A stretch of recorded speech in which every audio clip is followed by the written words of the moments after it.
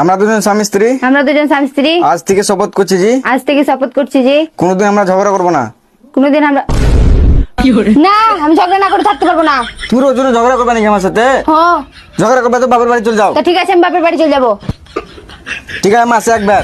ঠিক আছে, আমরা দুজন স্বামী স্ত্রী আজ থেকে শপথ করছি কি কোনোদিন বিউটি পার্লার যাবো না। না, বিউটি পার্লার না যাই থাকতে পারবো না। মাসে 4 দিন যাবো বিউটি পার্লার। তোর বাপ পয়সা দেবে নাকি? কেন, আমার বাপ বিয়া দিয়েছে কিসের লাগি? তুমি দিবা? তো ঠিক আছে, মাসে একবার।